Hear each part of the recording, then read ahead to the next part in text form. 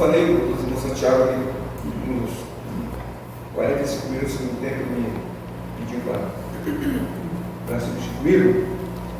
Então, eu ia até pegar uma outra mensagem que eu já tinha preparado, mas eu pensei, não, eu vou pregar o que eu preguei na quinta-feira. Então, os irmãos que vieram para a oração, não estando envolvidos, não peguem o celular para ficar distraído, presta atenção, que sempre alguma coisa nova aparece no estudo. Mas para os que não participam de quinta-feira, eu incentivo aqueles que não participam, que poderiam estar participando, vir, porque é uma reunião importante, uma reunião de oração. Deveriam todos ter essa consciência que salva as dificuldades de trabalho, da escola, e sabemos que é complicado na quinta-feira à noite, mas nós estamos estudando, ou passando 52 semanas com Jesus, e essa semana nós falamos a respeito desse texto de Mateus 4, quando o Senhor Jesus Cristo foi levado ao deserto a fim de ser tentado. Semana antes, nós falamos a respeito de Jesus formando o seu grupo mais seleto, ou o grupo mais íntimo, aqueles seguidores, discípulos, que estariam com ele em todos os momentos, e não eram apenas 12 que seguiam Jesus.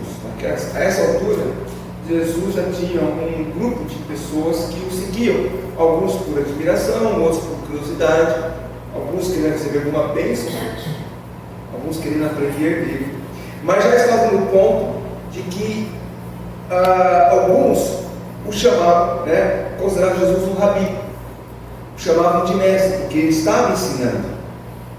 E Jesus era chamado de mestre porque ele demonstrou capacidade a fim de ensinar as outras pessoas. E quando Jesus ele inaugura o seu ministério, ele tem esse tempo de jejum e oração ali no deserto. O texto que nós lemos, ele diz claramente que Jesus foi levado ao deserto pelo Espírito com um único propósito, o de ser tentado. Nós muitas vezes temos, alguns irmãos têm a prática do jejum, passar o tempo em jejum para buscar mais a presença de Deus, para conhecer a vontade de Deus. Ninguém entra em jejum, ou ninguém se afasta, se isola, a fim de ser tentado. Mas Jesus precisava passar por essa prova, para mostrar para nós que realmente ele era o Messias, o mestre dos mestres. Ele já havia se apresentado às pessoas. Aliás, quando ele foi batizado no capítulo 3, Deus testemunhou a respeito dele, quando no versículo 17 de Mateus 3, após o batismo de Jesus, ouve-se a voz do céu dizendo: "Esse é meu filho amado, em quem me comprazo, em quem eu tenho prazer." Então, Jesus já foi apresentado à multidão, as pessoas já sabiam quem ele era, e ele dizia sempre que ele era de fato o Filho de Deus. E aquelas pessoas que estavam ali à beira do Jordão, observando o batismo que João praticava, ouviram claramente essa voz do céu dizendo quem era Jesus Cristo. E logo após esse testemunho do próprio Deus de quem era Jesus, ele foi levado então a fim de ser tentado. E aqui é interessante que o verbo tentar significa procurar descobrir a natureza ou caráter de alguém, ou submetê-lo à prova ampla e extensiva. Ou seja, a tentação ela tem como propósito provar uma pessoa, submetê-la a uma prova, descobrir o seu caráter. E aí muitas pessoas são levadas ao fracasso porque elas são tentadas, elas são provadas e desqualificadas. Eu me lembro que quando eu comecei a trabalhar, meu primeiro emprego foi no Bradesco, e eu tinha como uma das funções minha, quando eu cheguei lá, naquela época falava que era contínuo, e escriturário, coisa assim. E uma das tarefas era entrar no cofre, pegar as armas dos vigias e entregar para o vigia sem unidade. Pegava 2,38, né? Se quiser soltar o banco, podia soltar. E dentro do cofre tinha dinheiro. Eu entrava, abria o cofre, estava lá estudantes e tinha lá dinheiro. E eu comentei isso com meu pai, com minha mãe, e eles falaram: sabia que isso é uma forma de testar o seu caráter, porque você pode ter tanto dinheiro ali e falar: acho que era cruzeiro, né? Vou tirar aqui 100 cruzeiros, ninguém vai sentir falta. Muitas pessoas que são colocadas a esse tipo de prova acabam perdendo, né, ou sendo desqualificadas, porque acabam cedendo à tentação. Quantos estão aí, né, na corrupção, os escândalos que nós acompanhamos na política, de tesoureiros, de presidentes, diretores de estatais que levaram milhões para casa. Por quê? Porque eles foram submetidos a uma prova e foram desqualificados. Jesus, então, ele foi ao deserto a fim de ser confrontado, desafiado pelo diabo. E Jesus, então, mostraria ali o legítimo pastor de Israel vencendo a tentação imposta pelo diabo. Depois de Jesus ter passado aqueles 40 dias pelo jejum, Satanás o confrontou. E naquele momento de 40 dias sem comer nada, Satanás faz uma proposta. Fala para ele: se tu és o Filho de Deus, faça com que essas pedras se transformem em pães. Até uma coisa legítima, depois de 40 dias em jejum, qual o problema de eu comer? Porque quando você termina o jejum, você come. E talvez Jesus até poderia ponderar e falar com o diabo: é verdade, eu posso transformar, aliás, não só em pão, em um tipo de pão, eu posso fazer vários tipos de pães aqui. Mas Jesus, ele, sabendo qual era a intenção de Satanás, ele não cai na conversa de Satanás. Ele não usa de argumentos com Satanás, argumentos humanos. Pelo contrário, ele diz para o diabo: está escrito, nem só de pão viverá o homem. O Senhor Jesus Cristo, ele usou a palavra de Deus para confrontar Satanás. Agora, o diabo, ele é astuto. O Senhor Jesus, ele foi bíblico, ou seja, ele usou a palavra de Deus. Ele usou lá o texto de Deuteronômio, capítulo 8, versículo 3, né? Que Deus, deixa eu ver se é Deuteronômio 8, 3.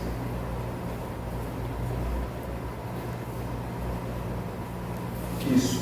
Ele te humilhou, te deixou ter fome, e te sustentou com maná, que tu não conhecias, nem teus pais o conheciam, para te dar a entender que não só de pão viverá o homem, mas de tudo que procede da boca do Senhor viverá o homem. Então, o Senhor Jesus Cristo, ele usa a palavra de Deus para confrontar a tentação. Ele não tentou argumentar com suas próprias palavras, apesar de que as suas próprias palavras seriam, né, ou a palavra de Deus, mas ele usa uma referência do passado para confrontar ao diabo, que estava naquele momento atacando numa área sensível, porque após 40 dias sem comida, a pessoa ela entra numa crise que ela não consegue mais nem mesmo pensar muito bem. E aliás, muitas pessoas elas acabam cedendo ao diabo, porque elas, nesse momento, elas começam a avaliar se vale a pena seguir a palavra de Deus ou vale a pena seguir aquilo que o diabo está colocando. Uma pessoa, no caso do Senhor Jesus Cristo, após aqueles 40 dias, ele poderia muito bem falar para o diabo: eu sou Deus, eu posso transformar para mim, como eu vou fazer isso? Eu vou comer. Mas o Senhor Jesus não fez isso por quê? Porque ele sabia que ao fazer isso, ele estaria dando ouvido à voz do diabo. Quantos são aqueles crentes que no momento de crise, ao invés de dar a voz à palavra de Deus, dão a voz à palavra do diabo, à palavra do mundo. O fracasso de Israel, e ali Deuteronômio 8:3 nos fala isso, é porque justamente o povo não deu ouvido à voz de Deus. No momento de crise, de fome, eles reclamaram, mas o Senhor Jesus Cristo declarou que não só de pão viverá o homem. Apesar do estômago vazio, Jesus, ele preferiu desfrutar da abundância da comunhão com Deus do que dar ouvido a Satanás. Pode acontecer conosco algo semelhante? Pode. Num momento de crise. Eu lembro uma vez uma irmã em Cristo, ela estava doente, tinha passado por vários médicos, e os médicos não conseguiam resolver o problema dela, e alguém disse: olha, eu conheço um pai de santo que resolve na hora. Eu, indo em pai de santo, eu sou servo de Jesus Cristo. Mas por que qual o problema? Ele vai fazer o bem, vai te curar. Muitas pessoas, quantas vezes nós já ouvimos isso, né? Eu já fui crente, não sou crente hoje porque Deus não atendeu as minhas expectativas. Na hora que eu mais precisava, Deus virou as costas para mim. Ela simplesmente, na hora da crise, ao invés de descansar em Deus, ela foge da presença de Deus. E o Senhor Jesus então confrontou Satanás, dizendo que não só de pão viverá o homem, mas de toda a palavra que procede da boca de Deus. Só que o diabo, ele não desiste. E o diabo é aquele brasileiro, não desiste nunca, né? Ele está sempre tentando. Ele não falou: poxa vida, ele usou a palavra de Deus contra mim, conhece bem a Bíblia, então acho que vou sair daqui, ó. Não, pelo contrário, ele é tão astuto que ele usa as ferramentas que Jesus usou. O texto continua dizendo que ele transportou Jesus para o pináculo do templo de Jerusalém. Aqui, alguns discutem se aquilo foi literal, se ele foi transportado, até poderia ser mesmo, né? Ou se criou-se a imagem, e eu creio que foi literal, porque a sequência da conversa nos dá a entender isso. Porque o diabo, ele leva o Senhor Jesus ao pináculo do templo e diz: se és filho de Deus, versículo 6, atira-te para baixo. Aí ele usa a palavra de Deus, porque está escrito: aos teus anjos ordenará a teu respeito que te guardem, e eles te sustentarão nas suas mãos, para não tropeçares em alguma pedra. Olha como o diabo ele é esperto. Ele usou isso com Eva também. Quando ele foi para Eva lá conversar com ela: então, aqui ó, tem tudo aqui, as frutas, você pode comer tudo. E essa aqui, linda, maravilhosa? Não, essa eu não posso nem tocar, porque o dia que eu tocar, Deus disse que eu morrerá. Lógico que você vai morrer, não morrerás, né? Ele deturpou a palavra de Deus. Aqui, ele usou literalmente o versículo do Salmo 91, versículo 11 e 12, que foi dado essa palavra. Salmo 91, 11: porque aos seus anjos dará ordens a teu respeito, para que te guardem em todos os teus caminhos. Eles te sustentarão nas suas mãos, para não tropeçar em pedra alguma. Então, o diabo ele chega para o Senhor Jesus e fala: olha, se você fizer isso, quando você se jogar, os seus anjos vão te amparar, você não vai cair no meio do fato, vai se baixar lá.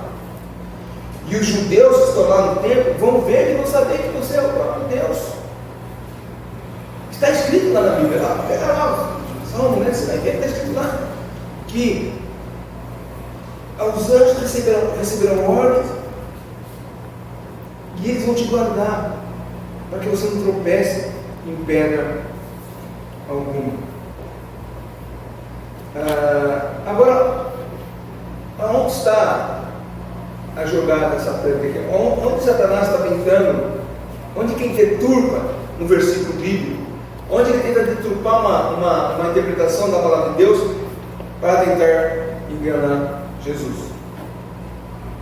A interpretação enganosa que ele faz é no fato de que o pela resposta do Senhor Jesus Cristo, a gente vê essa questão. Por quê? Quando o Senhor Jesus Cristo responde para ele, também está escrito, não tentarás o Senhor teu Deus, não foi isso que o diabo falou. Já falou, se joga, está escrito lá. Mas o Senhor Jesus Cristo, ele usou também a palavra de Deus, para que o diabo pudesse entender que não deveria tentar o Senhor Deus.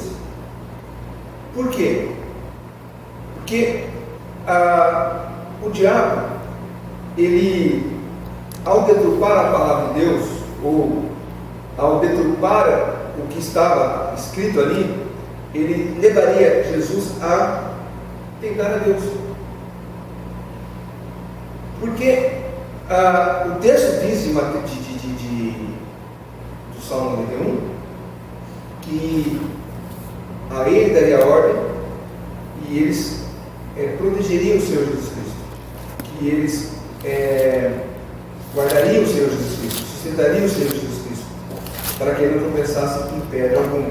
Então Jesus diz ao diabo, está escrito, não tentarás o Senhor teu Deus. E aqui é uma resposta imediata e clara.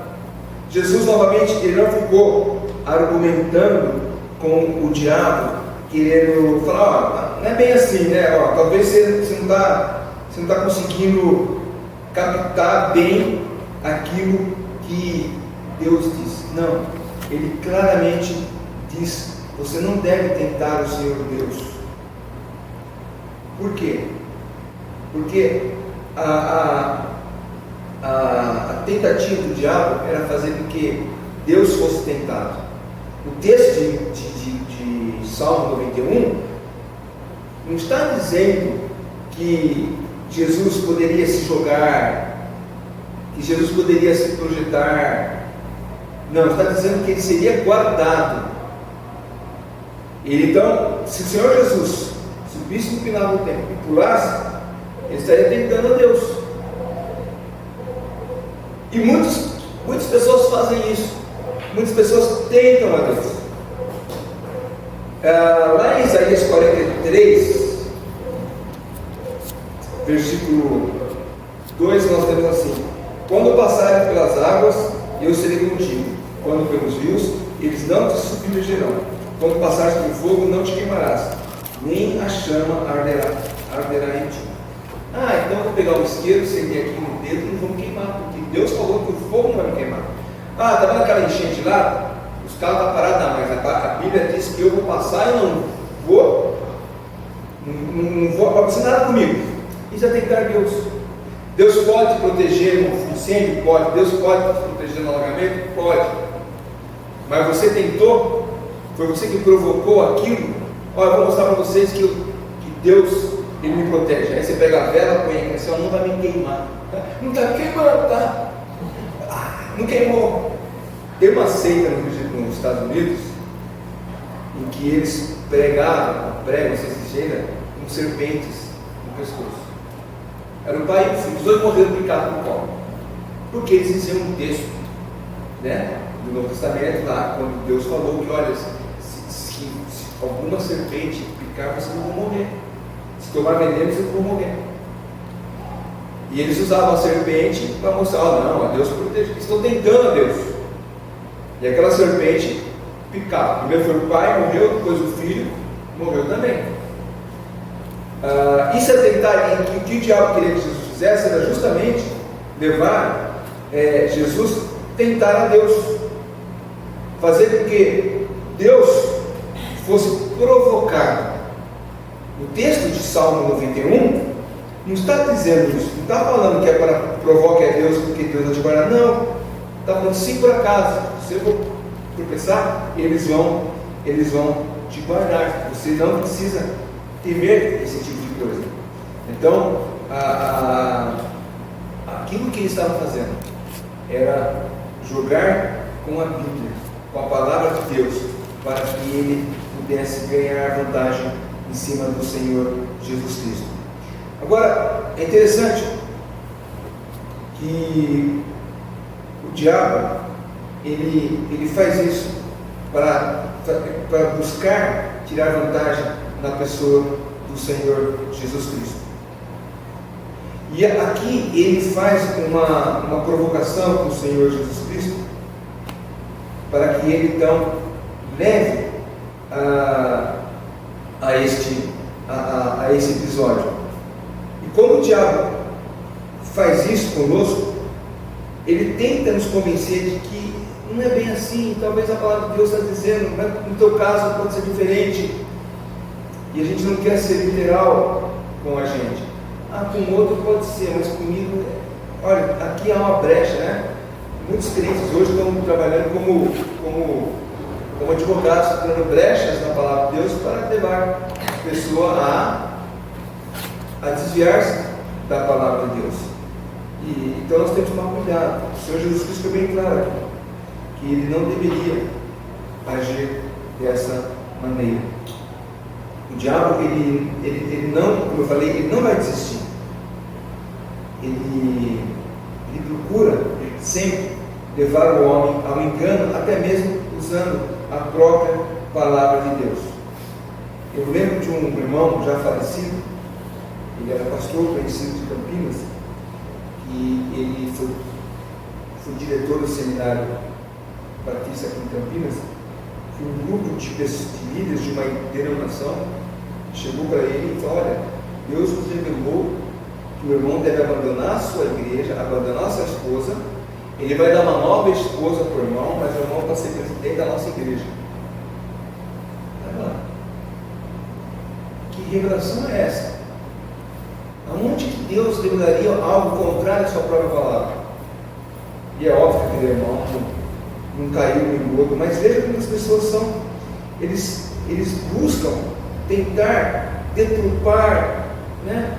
Deus me revelou, foi por meio de uma revelação, eu li na Bíblia tal coisa, e aquilo que ele leu não é realmente verdadeiro, é uma deturpação da palavra de Deus, a fim de que a pessoa caia no engodo de Satanás. Então o Senhor Jesus Cristo, ele mostrou para o diabo que nessa segunda tentativa dele, que ele estava, embora usando a palavra de Deus, mas estava deturpando a aplicação da palavra de Deus. E aí então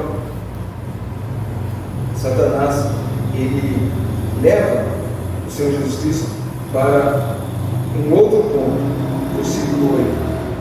Levou ainda o diabo a um monte muito alto, mostrou todos os reinos do mundo e a glória deles, e disse: tudo isso te darei, se prostrado me adorares. Então Jesus ordenou: retire Satanás, porque está escrito: ao Senhor teu Deus adorarás, e só a ele darás culto. Com isso o diabo deixou os anjos, e eis que vieram os anjos e o serviram. Agora, o diabo aqui, ele busca fazer algo diferente.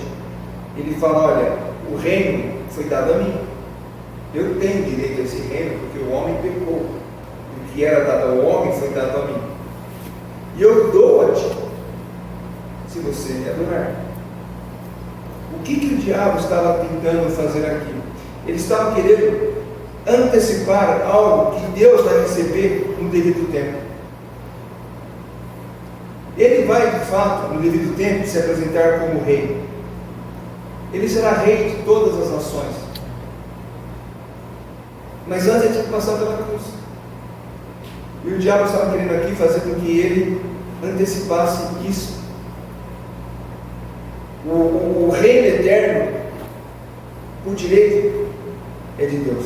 Lá na promessa do nascimento do Senhor Jesus Cristo, em Lucas capítulo 1, versículo 33, nós lemos isso: ele reinará para sempre sobre a casa de Jacó, e o seu reino não terá fim. Haverá o tempo que Jesus será rei eterno, mas não seria naquele momento. O reino que Satanás queria dar para Jesus naquele momento não estava ainda preparado para o Senhor Jesus Cristo. Então Jesus, ele novamente mostra a verdade de Deus,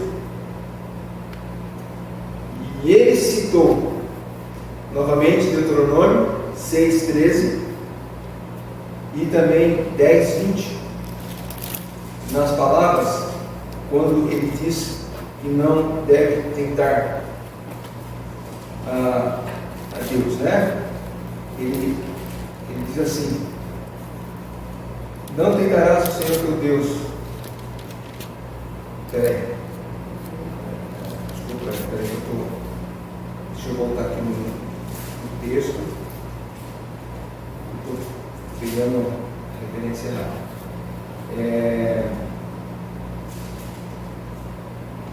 Tá, então, exatamente, estou voltando aqui para, desculpa, o Senhor Jesus Cristo diz: retira-te, né? Satanás, está escrito: o Senhor teu Deus adorarás. Não é escrito, versículo de tentar. Eu olhei aqui o texto. Mas quando Satanás ele fala para Jesus que daria o reino, ele está querendo antecipar. É Daniel 7,14, quando temos também essa promessa dada do reino eterno para o Senhor Jesus Cristo. Daniel 7,14. Foi-lhe dado domínio e glória e reino para que os povos, nações, homens de todas as línguas os servissem.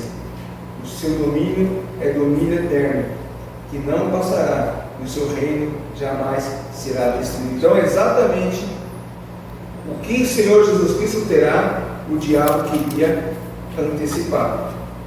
E o Senhor Jesus Cristo, então, fala com ele, somente ao Senhor Jesus Cristo ele deve prestar culto. Eu li até 6,13 mesmo. Desculpa, é que não está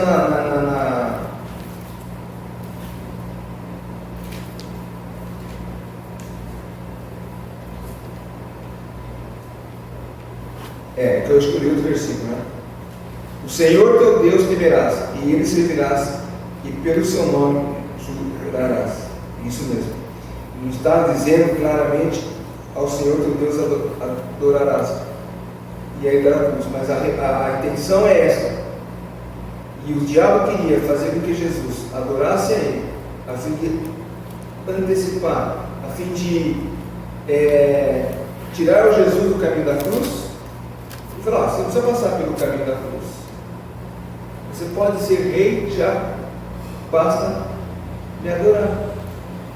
E ali nós vemos novamente quantas vezes nós queremos antecipar algo que Deus tem nos prometido. Pensando aqui numa questão de um jovem que está se preparando para um casamento, ou que começa a viver em fornicação com sua namorada, sabendo que isso é pecado. Por que eu não posso aguardar, em vez de querer antecipar? Não, mas no casar mesmo, eu tento antecipar. Pessoas que tentam querer antecipar uma bênção que Deus está preparando, porque não quer esperar o tempo certo do Senhor. E o Senhor Jesus Cristo, então, ele declara a Satanás que, embora ele seja o Messias, ele seria rei no futuro. Ele será rei no futuro. Ele não precisa ser rei antecipado. O seu reino será estabelecido para sempre. E nós sabemos que esse dia há de acontecer, né? Nós cantamos alguma coisa referente a isso nesta noite.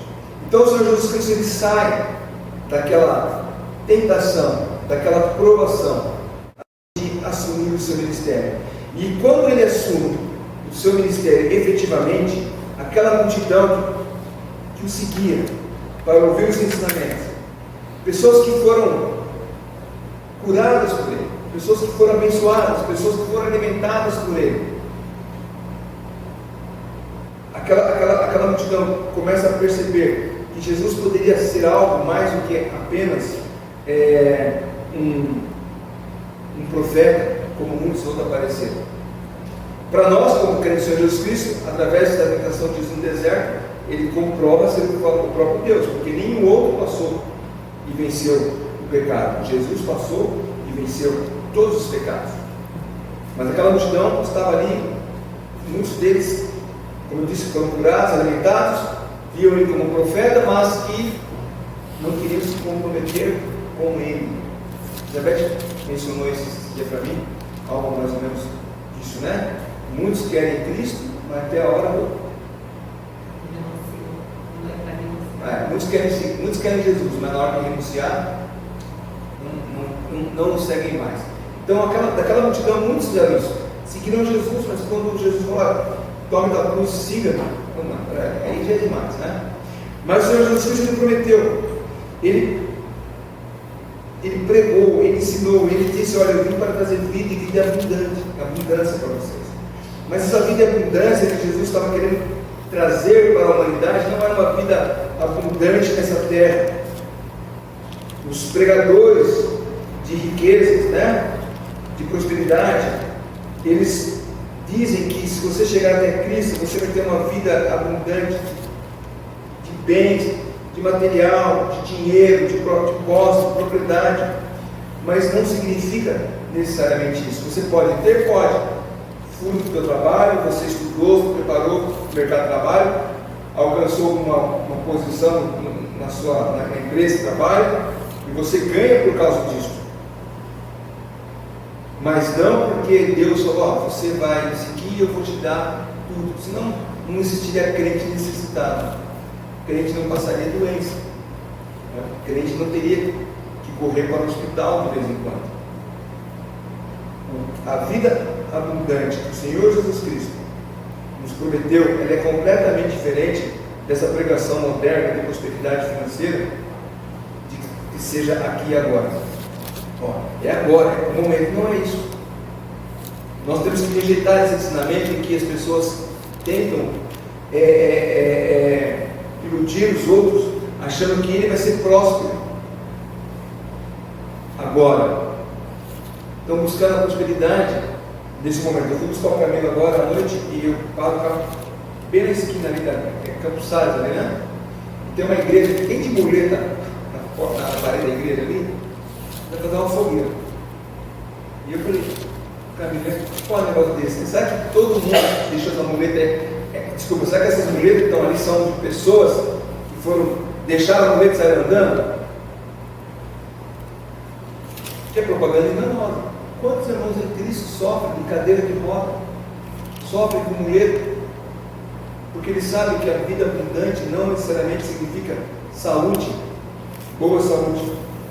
Pelo contrário, muitas vezes é por causa da doença que a pessoa está plenamente satisfeita com o Senhor Jesus Cristo.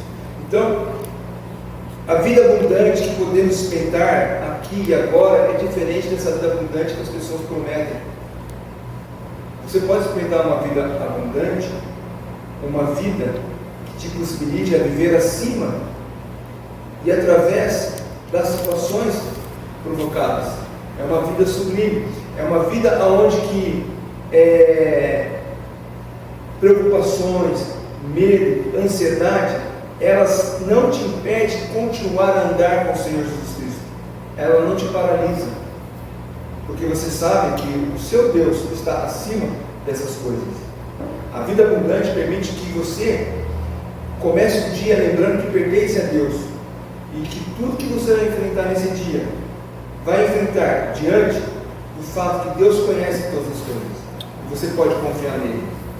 Então, está acima de tudo isso, está acima dos problemas que nós enfrentamos. E todos nós enfrentamos problemas, todos nós temos perrengues, se não é de saúde, se não é de dinheiro, é alguma outra preocupação que tenta roubar a nossa paz. Mas como eu acabei de falar, tenta roubar, mas não pode roubar, porque nós temos em quem confiamos. Também a vida abundante nos leva a recusar seguir as orientações como que o diabo queria que Jesus seguisse. Seguir orientações do mundo ou do próprio diabo. Seguir orientações das pessoas. A vida abundante nos faz sentir seguro com as orientações de Deus e não com as orientações do mundo.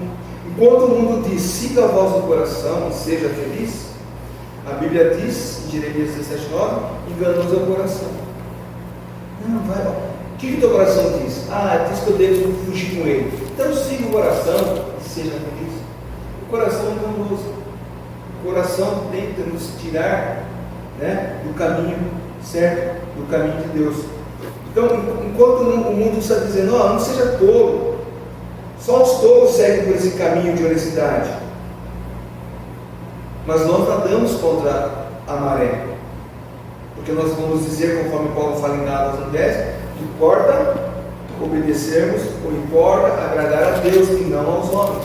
Não, mas se você colocar esse documento junto aí, com essa despesa aqui, não vai nem se perceber.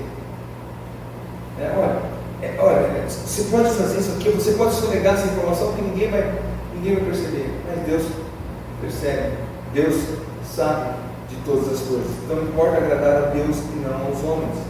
Uma vida abundante é uma vida que te leva até mesmo, e por causa de que você anda com Deus, a assumir risco. Assumir o risco de não ser promovido porque ser crente é honesto. Lembra do filme que nós assistimos aqui uma vez na igreja? Que o rapazinho, ele acho que não lembro qual é o filme. O rapaz, ele trabalhava em serviço lá na empresa e o chefe queria botar um gerente ou um chefe lá no departamento e falou: quando chegarem aqui os produtos, são 10 e vocês só negam um, porque esse aqui não precisa aparecer. Lembra desse filme? Aí ele vai para casa atormentado, ele é crente, e ele chega para o chefe e fala: se for para isso, não quero. O chefe diz: é isso mesmo que eu queria ouvir de você, porque os outros que foram testados foram reprovados, porque estavam só negando, estavam mentindo, e você não sou uma pessoa honesta. Então, às vezes, ele poderia até perder aquele emprego, né? O conflito dele é: se eu não obedecer ao chefe, que é o dono da empresa, ele não vai me promover, pode até mandar embora. Então nós podemos correr risco de perder emprego, nós podemos correr risco de sermos vitimados por causa de Cristo. Quantos irmãos hoje estão sendo perseguidos? Quantos irmãos hoje estão sendo presos? Porque pregam o Evangelho, porque leem a Bíblia. Mas a vida abundante, ela foge daquilo que é material. Na vida abundante, ela te leva a confiar em Deus, ou mesmo a crer que, embora você esteja passando por perigo, o Senhor é o teu pastor, e mesmo que seja pelo vale da sombra da morte, você não vai temer mal algum. Muitas pessoas, né, elas colocam justificativas para não servir a Deus, porque, mas olha, é perigoso, talvez você pode perder a vida se você fizer isso. Se Deus está chamando. A primeira vez que eu fui para Guiné-Bissau, foi bem no Ebola. Ebola que era, né? Tinha comprado passagem lá para março, abril, estourou a Ebola em Guiné-Bissau, é vizinha da Corona aqui, que ela estava estourando o negócio mesmo. E um irmão em Cristo chegou para mim, uma semana antes, e falou assim: você tem coragem de ir para lá? Eu falei: se eu não for, né? Deus, porque em condição de Deus chamou para ir lá. Irmãos ofertaram, deram dinheiro, comprei a passagem, compramos Bíblia, compramos material para levar para eles. Eu não vou lá, né, fugir. Mesmo porque não era nem no país, né? O pessoal também tem problema de interpretação. Guiné-Bissau, Guiné-Conakry. Eu também Conakry, não é Guiné-Bissau. É lógico, avaliei os riscos, avaliei. Eu vi o que precisava ser feito, vi como proteger, tudo. Qualquer um de nós faz isso. Mas fugir daquela responsabilidade que Deus havia chamado, eu não sou melhor que ninguém. Os irmãos aqui também, quando tem que sair para trabalhar. Mas você viu que está tendo muito assalto na rua? Eu vou tomar minhas explicações, precauções. Vou, quando sair, olhar para a esquerda, para a direita, enfim. Né? Não vou facilitar. Mas muitas pessoas justificam e não querem seguir a Cristo porque não querem assumir os riscos de seguir a Cristo. Às vezes até mesmo ser rejeitado pelos colegas, pela própria família. Nós temos exemplos na história da igreja de irmãos e irmãs que abandonaram tudo para seguir a Deus em campos distantes. Estou dizendo que você vai fazer o mesmo. Mas quando nós vemos como a vida de Hudson Taylor, né, que foi trabalhar no interior da China, e ele podia muito bem ser Deus da Inglaterra. George Miller, que fundou os orfanatos, são nomes conhecidos. Até quinta-feira eu mencionei de uma irmã chamada Grace Aylard. Ela, com 26 anos, ela foi convertida ao Senhor Jesus Cristo e sentiu um forte chamado para pregar o Evangelho na China, mas era no período da guerra de China e Japão, em 1930. Mas ela tinha uma convicção muito forte de que Deus a tinha chamado. Ela tentou ir para agências missionárias, as agências rejeitaram, e ela resolveu estudar sozinha durante 4 anos, fazer um estudo sistemático da palavra de Deus, se preparar para ir para esse lugar, e ela, assim, ela foi ser missionária.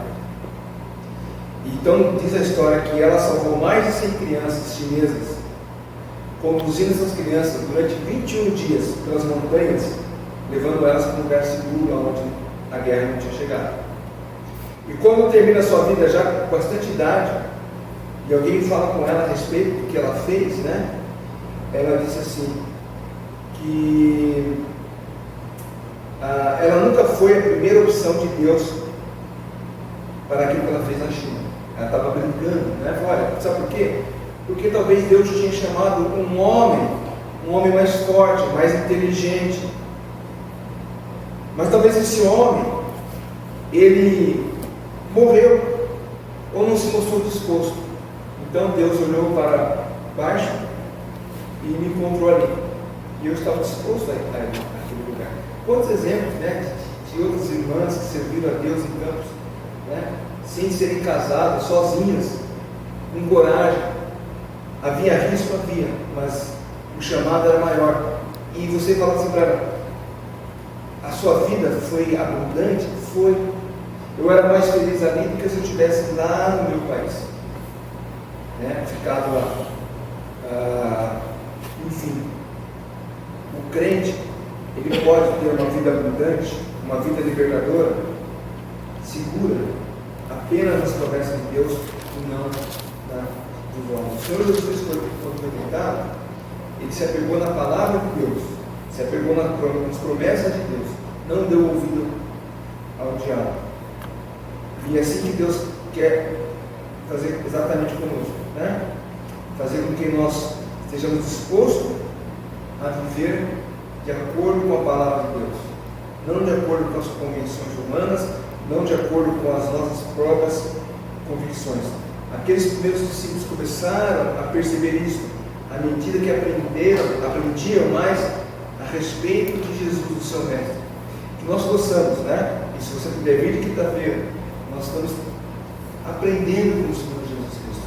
Mas se você na sua casa ler a Bíblia, ler os Evangelhos, você vai aprender muito a respeito do Senhor Jesus Cristo.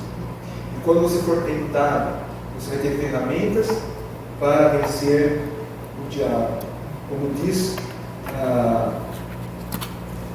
o Salmo 119, agora o versículo: escondi a tua palavra no meu coração para não pecar contra ti.